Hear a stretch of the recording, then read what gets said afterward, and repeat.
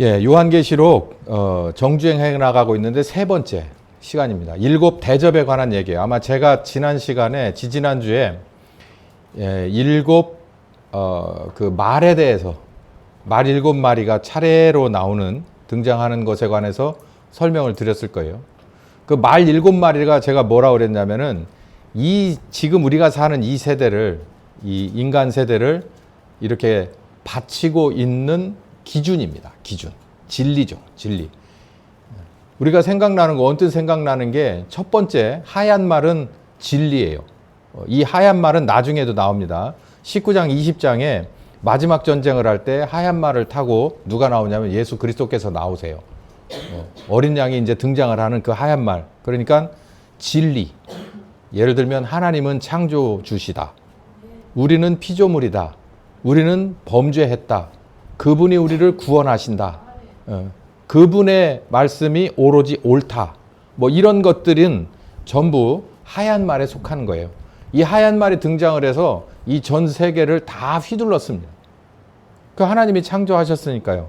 말씀으로 창조하셨으니까요. 그 가운데 우리도 들어있으니까요. 근데 두 번째 말이 등장을 하는데 그건 어떤 말이라고 그랬어요? 빨간 말이 등장을 했죠. 붉은 말이 등장을 해요. 이 붉은 말은 계시록 12장에도 나오듯이 붉은 용, 말, 이거는 하나님의 반대편에 선 겁니다. 하나님의 반대편 쪽에서 이제 뭐가 나오냐면 하나님의 말씀이 다 옳지 않아 라고 얘기하는 거예요. 창세기 3장에 나오듯이 아담에게 그랬죠. 동산 중앙에 있는 나무 실과를 먹으면 너는 정녕 뭐 할 것이다. 죽을 것이다. 이건 진리예요. 하나님의 명령이고 사실 그건 하나님의 약속입니다. 근데 나와서 이거를 뒤집어 놓기 위해서 뱀이 슬그머니 들어와서 뭐라 그래요?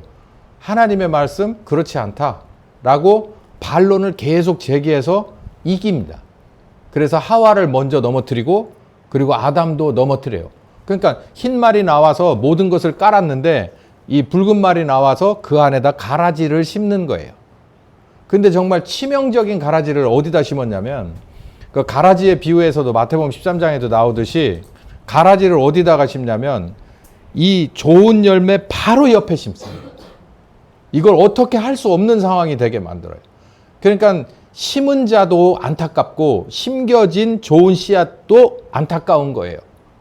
그래서 그 진짜 뼈 아픈 그리고 진짜 이 어정쩡한 동거가 계속해서 언제까지 가느냐면 열매돼서 추수될까지 그냥 그렇게 끌어안고 가야 되는 상황을 누가 만드냐? 이 붉은 말이 만드는 거예요.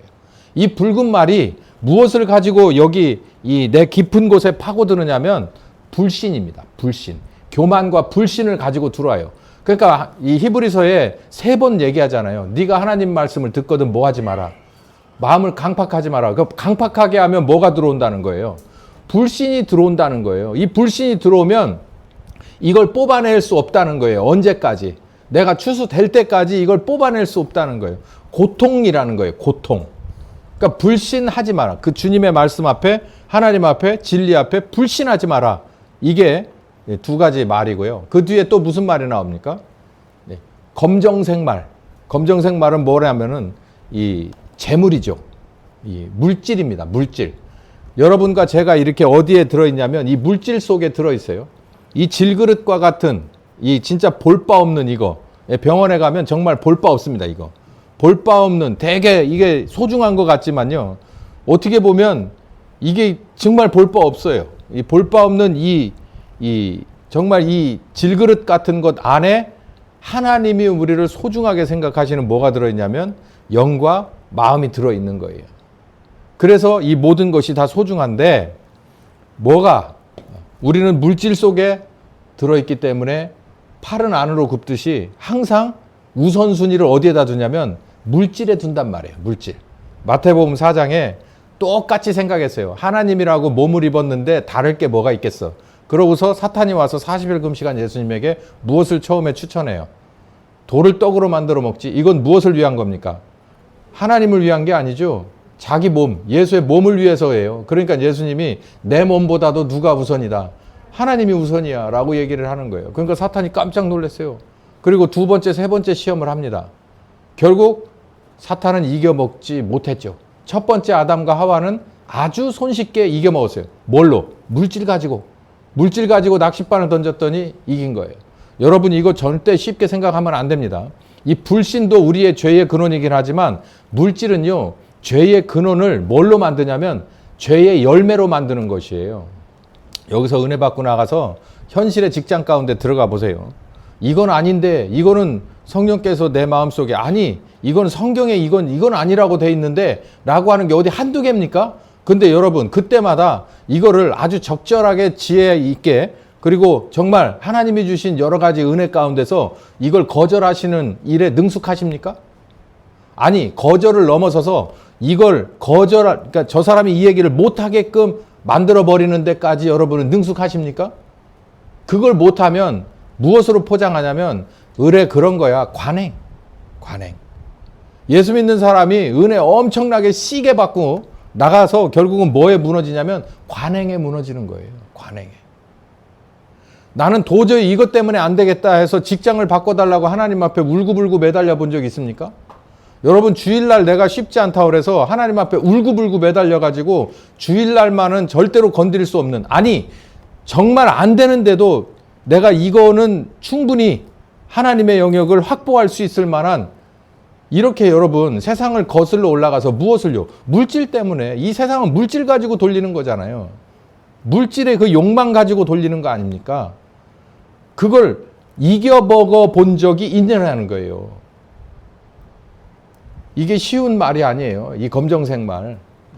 이 저울이라고 하는 것이 정말 쉽지 않습니다. 왜냐하면 우리가 여기에 들어있기 때문에. 그러니까 우리가 이걸 이겨내지 못하면, 이걸 부인해버리지 못하면, 이 물질을, 내가 이 속해 있는 이 물질을 부인해버리지 못하면 우린 질 수밖에 없어요. 타협하고 들어갈 수밖에 없어요. 너 이러다가 죽어. 그러면은 꼼짝 못하는 거예요. 그럼 어떻게 해요? 그럼 그냥 타협하고 들어가서 흐지부지 되고 가르치는 자가 합리화해주고 듣는 자가 관행으로 마음의 평안을 얻어버리면 그 사람은 돌이킬 수 없어요. 어디로 흘러갈지 몰라요. 네 번째가 뭡니까? 이 얼룩한 거라고 그랬어요. 사망이라고 그랬잖아요. 사망. 이 사망이라고 하는 것은 어디에만 있는 거냐면 이 물질입니다. 여러분 가만히 보세요. 이 물질을 섬기고 정말 열심히 죽지 않으려고 따라갔는데 결국은 어떻게 된다는 거예요? 죽는다는 거예요. 그러니까 우리 헛다리 짚고 사는 거라고. 헛다리. 여러분 지금 헛다리 짚고 사시길 예수님의 이름으로 축원합니다. 이 세상에서 도대체 어디다가 발을 디뎌야 하는데 최소한 한 군데다는 투자하지 마세요.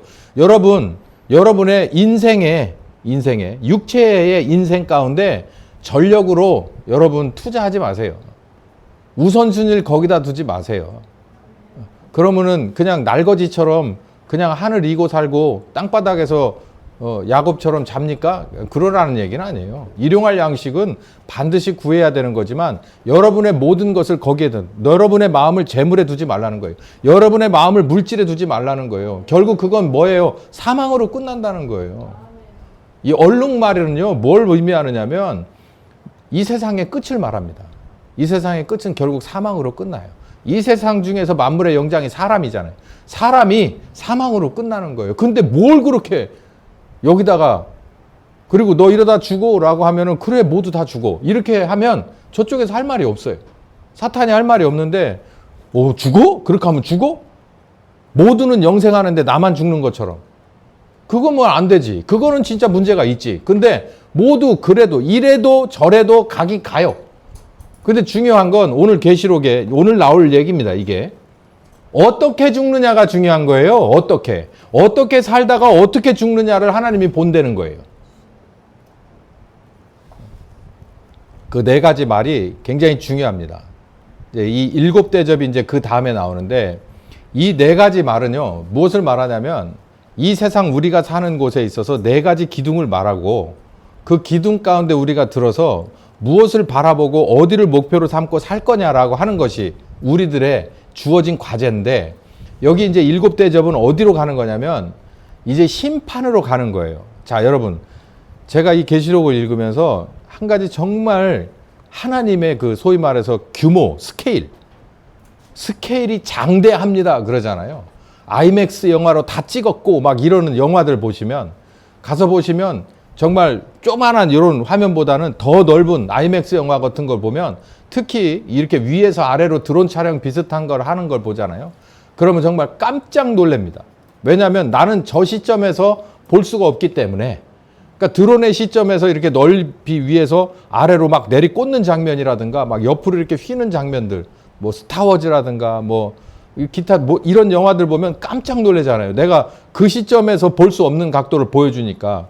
이 계시록이 뭘 보여주냐면 하나님의 스케일을 보여주는 거예요. 어떤 스케일이냐면 추수. 제가 이 핵심은 뭐라고 말씀드렸어요. 계시록의 주제는 추수입니다. 추수.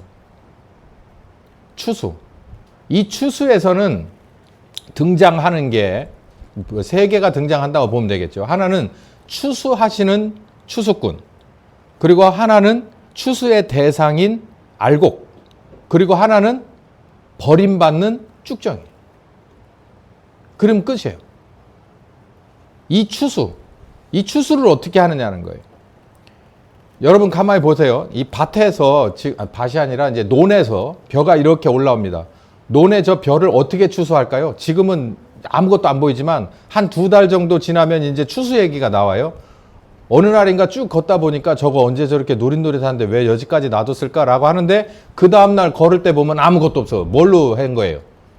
콤바인 가지고 한 15분 드르륵 밀고 다니면 끝나요. 그냥 탈곡까지 싹 끝나가지고 30분쯤 되면 어디가 있냐면 건조기 안에 들어가 있어요. 옛날 같으면 진짜 말도 안 되는 일인데 요즘 한 15분이면은 그게 뭐 몇 평이야. 그냥 한 바퀴 그냥 잔디 깎듯이 돌더라고. 금방 내 돌아서. 그냥 순식간에 해결해. 밭에 콩타작 여러분 어렸을 때 콩타작 어떻게 해요? 돌이 깨가지고 이만한 집 넓은 마당에다가 뭘 깔아놓고 막 이렇게 말리고 털고 또 아까우니까 또 털고 그러면 막 그냥 꺼럭 뒤집어 쓰고 며칠을 해가지고 이렇게 마대자루를 이렇게 몇 개 담아놓고 이게 이제 한 해 농사진 거예요. 번거롭죠. 요즘은 어떻게 하는 줄 아세요? 콩수확기가 따로 있죠. 콩수확기 가지고 뜩 지면은 콤바인처럼 싹 돼가지고 걸러져서 건불까지 날려가지고 다 나옵니다. 자, 이 계시록 사람 추수거든요. 사람 추수예요. 이 사람 추수는 어떻게 할까? 여러분 상상해 보셨어요? 사람 추수? 사람 추수는 어떻게 할까? 사람 중에서 이거는 쓸만한 알곡, 내가 예수로 말미암아서 쓸만한 알곡, 이거는 못 쓰건데 이걸 어떻게 구분하느냐고요, 여러분. 그 얘기가 계시록에 나와요. 그 얘기가. 이렇게 합니다. 이렇게. 그러니 이 알곡 가운데 그 틈에 내가 한 자리 차지하고 들어가지 못하면 못한 것들 껴있는 데가 얼마나 비참한지를 보여주는 거예요. 추수에 관한 얘기는 누가복음 3장에도 예수님이 추수하시러 오는 분이다라고 침례 요한이 말했다는 얘기고 제가 지지난주에 다 한 얘기입니다. 계시록 14장에 14만 4천 여기 또 14만 4천 숫자에다가 또 주목하지 마시고요. 제가 볼 때는 숫자가 14만 4천이라도 이게 채워질지는 궁금해요. 쉽지 않아요. 제가 이 계시록을 읽어봐도 이 안에 들어가기 정말 이게 진짜 우리가 아라비아 숫자 14만 4천이라도 그거라고 제가 확정지어 말씀드리는 건 아닌데 24만 4천인의 알곡도 절대 적은 거 아닙니다. 그 기준이 높아요. 굉장히 높아요.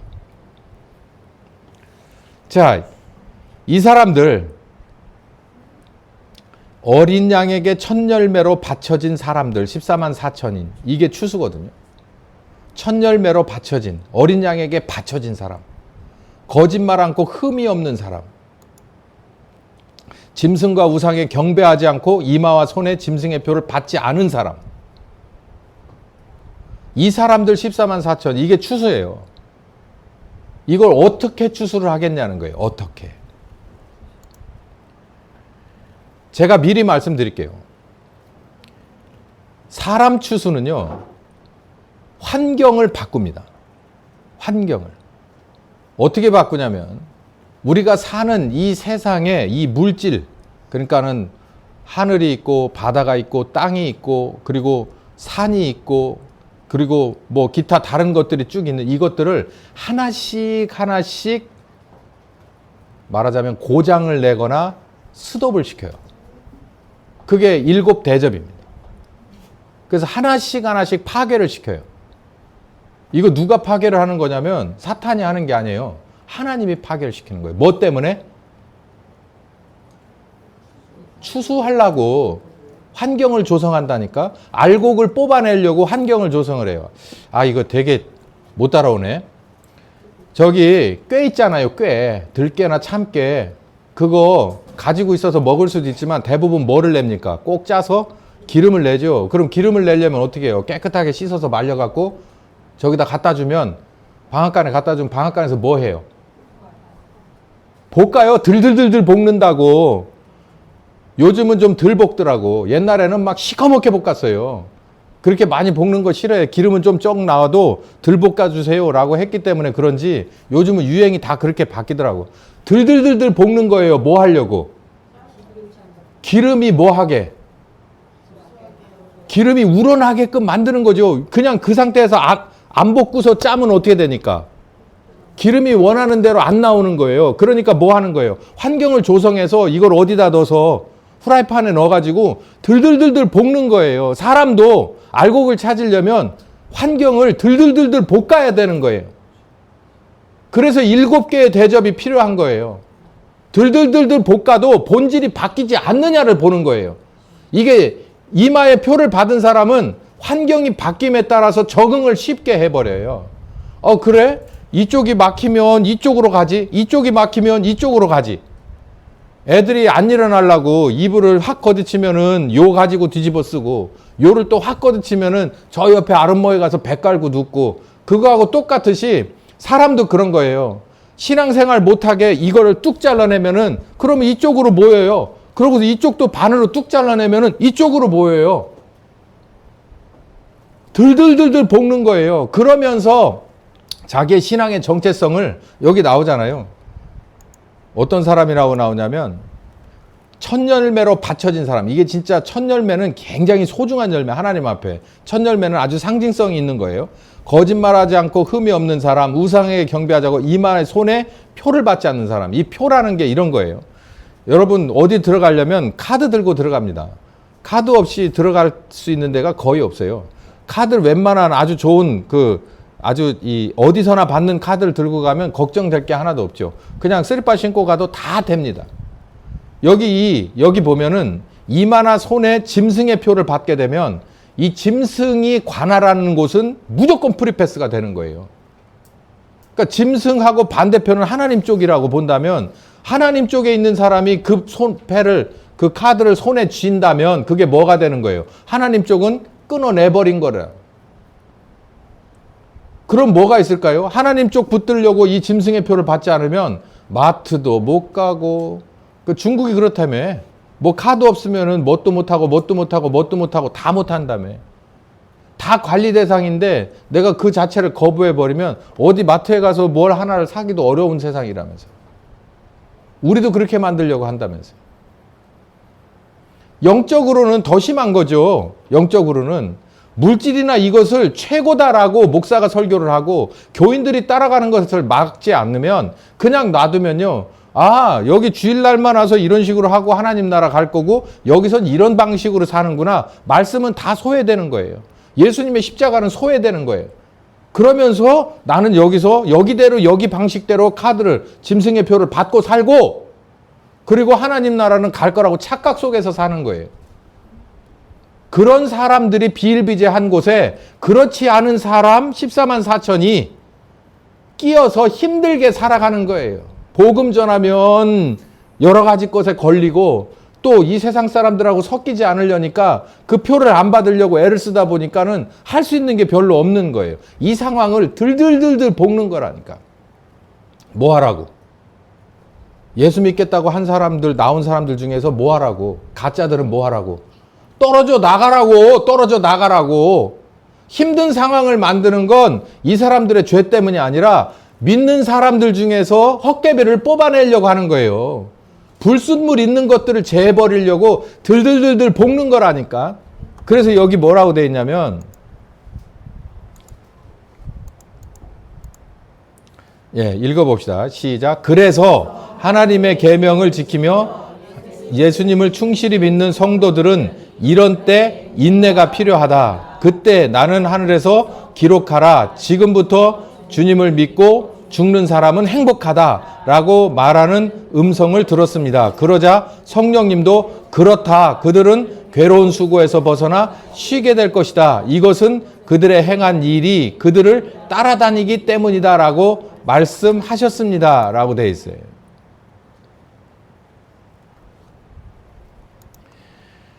그러니까 죽을 각오로 나는 예수 믿다 죽을 거야 라고 생각하지 않으면 안 되는 거예요. 그러니까 내 목숨하고 뭐하고 바꾸는 거냐면 내 목숨과 신앙의 열매와 바꾸는 거예요. 그거 없이는 안 된다는 거예요. 여기 봐요. 인내가 필요합니다. 인내 수준이 아니라 지금부터 주님 믿고 따라가다가 죽는 사람은 행복한 겁니다. 라고 얘기했는데 성령님도 나도 그렇게 생각해. I think so. 그러는 거예요. 그들은 괴로운 수고에서 이제 결국은 벗어나게 될 것이야. 그러니까 이 세상에 사는 건 수고예요. 그리스도인으로서 이 세상에 숨을 쉬는 건 고통입니다.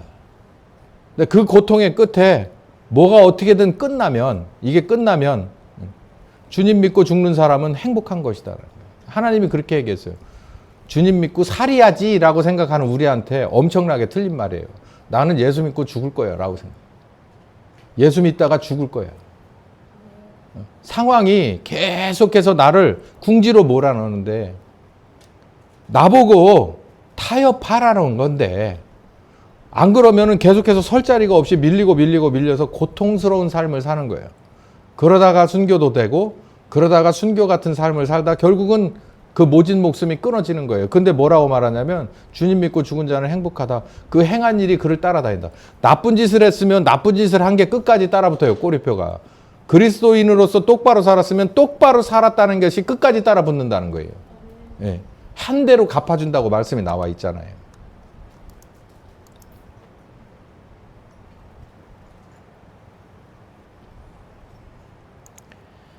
자, 계시록 12장부터 이제 심판의 서막이 이제 펼쳐집니다. 여기 보면 무협지 같은 얘기 하나가 있는데 이게 굉장히 중요한 이 심판의 시작이자 그리고 사탄의 머리가 깨지는 장면이에요. 계시록 12장은 해를 입은 여인의 출산과 그리고 붉은 영의 가로막는 장면이 여기 나오고 있습니다. 해를 입은 한 여자가 있고 임신해 있는데 출산할 때가 됐는데 붉은 용이 이거를 어떻게든지 해코지를 하려고 하더라. 그런데 어떻게 정말 천신만고 끝에 출산해서 그 아이를 하나님의 보좌에 올렸다. 이게 이제 초반부에 나오는 얘기고요. 그 뒤에는 이제 7절부터는 그 뒤에 뭐가 해를 입은 여인이 이제 아들을 낳아서 하나님의 보좌 위로 올려주고 나니까 공중전이 벌어진 거예요. 그러면 여러분 이쯤 제가 이렇게 상징성을 말했으면 이 해를 입은 여인이 낳은 아이가 누구를 말하는 걸까요? 예수님을 말하는 거죠. 그러니까 공중에서 그 붉은 용이 그 등치 크고 힘센 붉은 용이 그러다 하는데 어떤 여인 하나가 낑낑거리면서 아기를 낳아가지고 이 붉은 용이 이렇게 경계를 서는 이 공중을 쭉 올라가서 하나님의 보좌까지 올라가는데 상식적으로 갈 수 있습니까? 없습니까? 없죠. 못 가죠. 이게 그냥 절대로 그냥 두지 않아요. 정말 그럴 수 있을 만큼 힘이 세고 권세가 센데 어떻게든 올려갑니다. 어떻게 올라갔다는 얘기가 여기는 안 나와요. 근데 이건 아버지 하나님이 그렇게 만들어 놓은 겁니다. 예수 십자가 지고 부활하시는 것은 하나님 아버지의 권세거든요. 무조건의 권세는. 무궁한 생명의 능력. 그걸 막을 수는 없는 거예요. 용이. 자, 그리고 난 다음에 이제 부활하신 다음에 그 다음부터는 얘기가 이제 심각하게 돌아가는데 제가 그래서 번호를 매겼어요. 순차가 있다는 거죠. 첫 번째는 미가엘과 붉은 용이 공중에서 전쟁을 벌여요. 자, 가만히 보세요. 이제 어린아이를 잃어버렸네. 경계를 서다가 빠져나갔어. 그러니까는 열딱지가 났겠죠, 야가. 붉은 용이 더 빨개졌을 거예요. 열딱지가 나 있는데 어디서 뭐가 내려오냐면 하나님의 보좌에서 뭐가 내려오냐면 미가엘은 하나님이 보내는 천사 중에서 전쟁을 관할하는 천사의 우두머리입니다. 이 미가엘을 직접 보내가지고 저 붉은 용하고 싸우라는 거예요. 그리고 이제 이 밑에 졸개들을 데리고 나와서 미가엘과 그의 사자들이 용과 이렇게 어우러져 가지고 싸움을 합니다. 그 졸개들하고. 어디서? 공중전이 막 일어나요. 공중전에서 이 비행기 전투 씬, 독파이트라고 그러죠. 공중전이 막 이렇게 일어나요. 그런데 이 붉은 용이 결국은 집니다.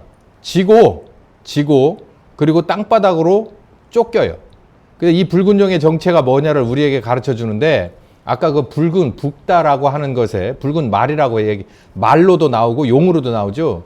여기 한번 읽어봐요. 9절 시작. 그 용이 내어 쫓기니 옛날에는 뱀이라고도 불렀고 마귀라고도 했는데, 사탄이라고도 했는데, 이 정체가 뭐냐면 온 천하를 뭐 하는 거다라는 거예요. 꿰는 자. 꿰다는 건 증말을, 사실을 가지고 꿰요. 사실은 선포하는 거죠. 가르쳐 주는 거고 선포하는 거고, 꿰다는 건 거짓말로 한다는 얘기잖아요. 그러니까 진리는 사실이고요. 이쪽에 있는 붉은 말은 거짓말입니다. 거짓말은 교만을 바탕으로, 그리고 불신을 만들어내는 거거든요. 여기 지금 마귀가 그런 거라는 거예요. 얘가 누구하고 싸워서? 하나님 편에 진리와 싸워서, 진리의 이 사자와 싸워서 누가 이겼다는 거예요? 진리가 이겼다는 얘기예요. 여러분, 사실과 거짓말의 싸움은 누가 이기게 됩니까? 잘 들으세요. 지금 사실이 땅바닥에 처박혀 있어요. 우리나라뿐만 아니라 여러분의 주변에 그래요. 사실이 땅바닥에 처박혀 있다니까? 어디까지 가 있냐면, 키 작으시네? 이렇게 얘기하면 저 사람 마음 상했을 거라고 얘기해서 그런 얘기 한 사람을 막 혼내요. 너 어떻게 매너도 없지? 어떻게 그런 얘기를 할 수 있어? 왜 그렇게 인종에 관한 얘기를 해? 색깔에 관한 얘기를 해? 이러거든요. 흑인을 흑인이라고 못 불러요. 아프리칸 아메리칸이라 불러요. 제가 깜짝 놀랐어요. 이 미친 거 아닌가? 근데 백인은 우습게 불러도 백인은 벌쉿이라고 합니다. 벌쉿. 새똥이라고 그러거든요. 그렇게 불러도 누가 뭐라 하는 사람 없더라고. 근데 흑인을 만약에 니그로 이렇게 부르잖아요. 그럼 환장을 하고 달려듭니다. 여기까지 호강이 겨워서 요강에 걸터 앉았다 뒤집어진 사건이 지금 우리가 온 지금 시점이거든요. 근데 결국은 누가 이긴다는 거예요? 흰 말이 이긴다는 거예요? 붉은 말이 이긴다는 거예요? 흰 말이 이긴다는 거예요. 그럼 우리는 어느 편에 들어야 될 거예요? 지금이 비록 말도 안 되는 꼴로 뒤집어져서 먼지 쓰고 있다고 하더라도 우리는 흰 말 쪽을, 진리 쪽을 편을 들어야죠. 하나님의 편에 서서 하나님의 편으로 가야죠. 이게 비전이 있어요. 세상이 어떻게 흘러간들 상관없어요. 결국에 가서는 싸우면 어디가 이기냐면 진리가 이기게끔 돼 있어요. 여기 성경이 그렇게 있잖아요. 여러분, 성경을 믿으면 성경을 믿는 사람답게 살아야 됩니다. 지금은 비록 이게 거꾸로 돌아가는, 지금 발이 위로 솟구쳐 있고 손이 땅바닥을 짚고 다니는 세상이라도 그렇지 않아. 원래 하나님이 발으로 땅을 딛고 머리를 하늘로 향하고 살으라고 그랬어 라고 그러면 우리는 이렇게, 남들은 다 손으로 발 삼아서 다니더라도 우리는 발로 발을 삼아서 다니기를 예수님의 이름으로 축원합니다. 남들이 불이익을 얼마나 주더라도 결국에 가서는 이기는 것에 투자해야 되지 않겠습니까? 그러니까 살기가 어렵다는 거예요. 그러니까 이것이 결국은 집니다. 우린 여기서 배워야 돼요. 결국은 지는구나. 아니, 이미 뭐 했구나. 졌구나. 부정선거가 미국에서 그 증거가 빼박한 것을 대통령이 직접 나와서 얘기하고, 그리고 홈페이지에 아예 박제를 해버렸는데, 그런데도 사람들은 그냥 그래요. 그런 세상이에요, 분위기가. 그러니까 그 분위기 따라서 가게 되면 미혹되는 거고요. 사실을 사실로 받아들이고 심각하게 받아들이고 힘들고 어렵게 사는 사람, 스트레스 받으며 사는 사람은 하나님 편에 선 사람입니다. 자, 그 다음에 두 번째 어떤 일이 벌어지냐면, 이 붉은 용이 어디로 쫓겨나느냐면 땅바닥으로 쫓겨나거든요. 봐요. 용이 자기가 땅으로 내어 쫓긴, 공중이 진의 집인데 땅바닥으로 내어 쫓긴 것을 보고 어디에다가 이제 분을 푸느냐면 남자를 낳은 여자에게 분을 품어요. 품을 품어. 아니 미가엘에게 져가지고 완전히 정말 작살나게 얻어 터지고 어디로 땅바닥으로 추락을 했다고. 그러면 다시 미가엘한테 덤벼야 되는 게 맞아요. 전열을 재정비해가지고 야, 한 번 더 붙자 그러고 덤벼야 되는데 못 덤벼요. 왜? 덤벼봐야 또 지니까. 이 거짓말은 사실에 절대로 도전할 수 없어요. 한 방에 그냥 작살나는 겁니다. 그런데 이제는 미가엘에게는 진리에게는 안 되게 생겼으니까 어디에게 들어가냐면 이 여자를 남자 아이를 낳은 여자에게 가는데 이 여자가 누구겠습니까? 어느 하나 특정할 수 있겠어요? 예수 믿는 사람일까요? 아닐까요? 예수 믿는 사람이죠. 예수 안 믿는 사람한테가 해코지할 거 없어요. 다 지네 밥이니까. 예수 믿는 사람한테 화살을 정하고 그쪽으로 내리 쏘는 거예요. 뭐 하려고? 분풀이를 하려고. 그러면 이 붉은 용의 분풀이는 뭘까요? 어떻게 하는 걸까요? 제가 미리 힌트를 드릴게요. 사람을 죽이고 살리는 건 누구의 전적인 권한이라고 그랬어요? 하나님의 권한이에요. 그렇기 때문에 이 사탄이 아무리 사탄이라 하더라도 사람을 함부로 죽일 수는 없습니다. 허가를 받고 죽일 수 있는 거예요. 그러니 이 여자한테 달라들어서 뭐를 하려고 할까요? 라고 이제 봅시다. 용이 자기가 땅으로 내어 쫓긴 것을 보고 분해서 남자를 낳은 여자를 핍박하기 시작했다. 용이 여자에게 분노하여 돌아가서 그 여자의 남은 자손, 곧 하나님의 계명을 지키며 예수의 증거를 가진 자들로 봐요. 예수 믿는 사람들을 이 초점을 맞추는 거죠. 표적으로. 더불어서 뭐 한다고? 싸워보려고 모래 위에 섰다는 거예요. 자, 이제 뭐가 펼쳐집니까? 그리스도인과 그리고 누구와의 싸움인 거예요? 사탄과의 아주 진짜 이 전면전이 벌어지는 거예요. 여기 어디서? 이 땅에서. 이 땅에서. 그래서 영적 전쟁이라고 말하는 거예요. 이 땅에서 우리는 싸우는 존재가 영적인 존재, 이 붉은 용하고 싸우는 거예요. 뭐가? 교회가 그리스도인이. 붉은 용이 우리를 죽이려고 작정을 했어요. 끝장을 내버리겠다라고 생각하고 정말 이게 뜨거워져 가지고 내려와 가지고 이를 박박 깔고 있는 이 상황이에요. 자, 그러면서 13장으로 넘어갑니다. 자, 1번 타자가 나와요. 첫 번째 주자. 그러니까 붉은 용이 저 뒤에 서서 자, 너부터 그러고서 1번을 딱 보냅니다. 그게 13장 3절에 나오는데 바다에서 짐승 한 마리가 올라와요. 근데 생긴 게 특이하게 생겼어요. 머리가 7개, 10개의 면류관. 머리는 7개인데 어떻게 관이 10개야. 그러니까 이게 뭐라고 우리가 볼 때 정상적이지 않아. 그리고 능력을 가졌는데 치료, 어떤 치료? 자기가 자기를 스스로 치료하는 능력을 가지고 말자라는 권세를 가졌대요. 어떤 일이 벌어졌냐면 3절에 그의 머리 하나가 상하여서 죽게 된 것 같더니, 그러니까 머리가 여기 보니까 7개 중에서 하나가 비실비실하다 푹 주저앉았어요.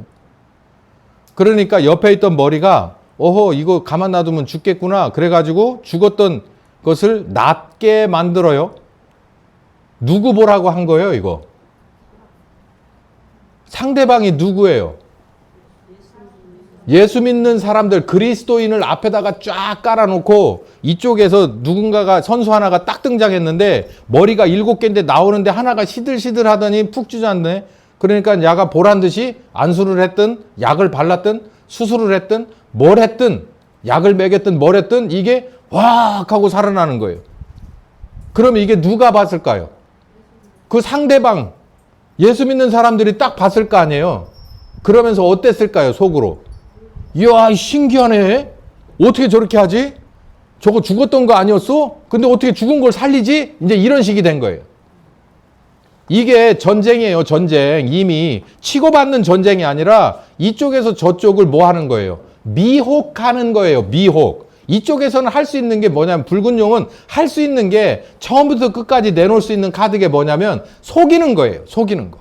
속이는 것만 할 수 있어요.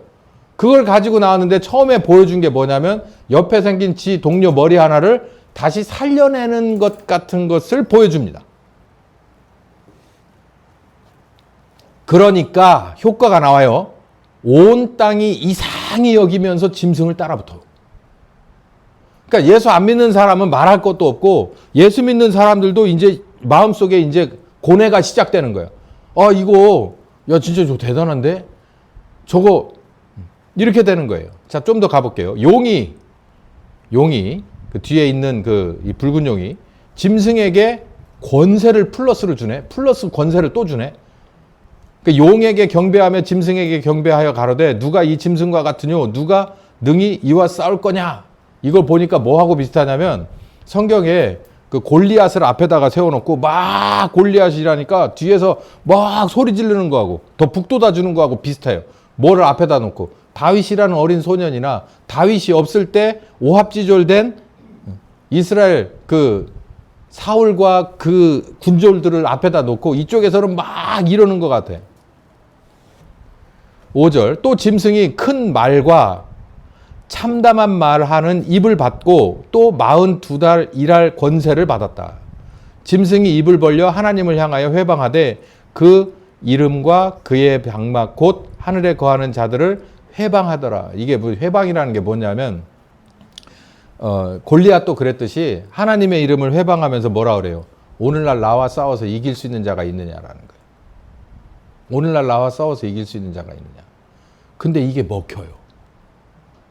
먹혀. 아주 심각한 상황이 되는 거예요. 그래서 이 예수 믿는 사람들이 저기 대열을 이루고 있는데 그리스도인이 대열을 이루고 있는데 여기서 나와가지고 첫 번째 주자가 나와서 낚싯밥을 던지는 거예요. 뭘로? 죽은 것 같은 걸 살리고 나머지는 뭘 털어서? 입을 털어갖고. 입을 털어서. 논리로 털어서. 또 이 세상 많은 지식으로 털어서 상식과 뭐 기타 뭐 이런 것들을 다 털어서 입으로 막 털어가지고 사람들을 다 낚아오는 거예요. 제가 처음에 계시록의 주제가 뭐라 그랬죠? 추수.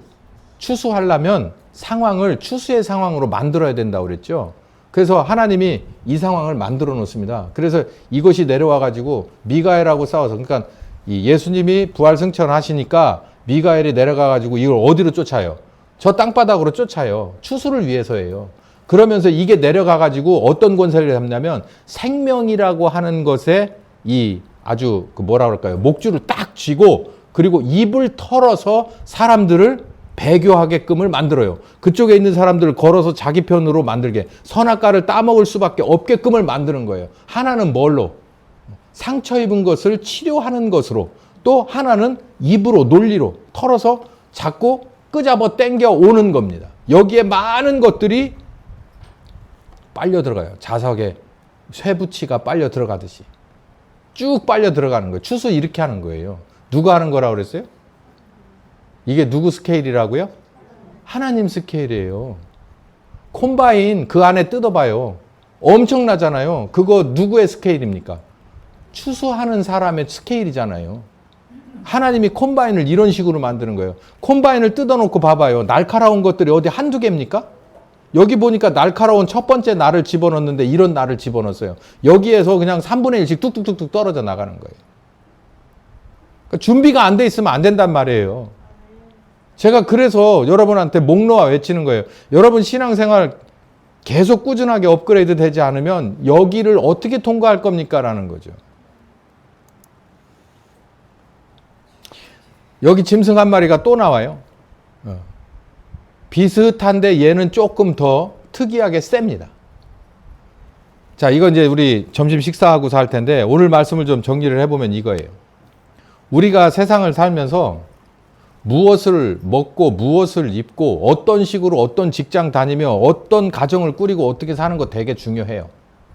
그런데 최종적으로 이게 하나님의 기준에서 추수될 사람이냐 아니면 버림받을 사람이냐라고 하는 건 더 중요하단 말이에요. 왜냐하면 거기서 결정나는 거예요. 우리들의 전 인생 평가가 거기서 결정나요. 우리들의 신앙생활이 넌 진짜 좁은 길을 걸었느냐 아니면 좁은 길 걷다 넓은 길 왔다 갔다 하다가 그냥 끝난 거냐, 이거가 거기서 표시가 나는 거기 때문에 그래요. 이 특별히 계시록은 바로 그 마지막 회오리 바람의 마지막 순서예요. 이제 마지막으로 그 구멍으로 빨려 들어가면 이제 끝나는 종말의 거의 끝단을 말하고 있는데, 하나님의 스케일이 뭐냐면 쓸만한 곡식이나 못 쓸 곡식이나 함부로 다루는 거예요. 함부로. 콤바인이 야 이거는 봐도 딱 봐도 알곡이네. 그렇다고 이렇게 따로 빼지 않아요.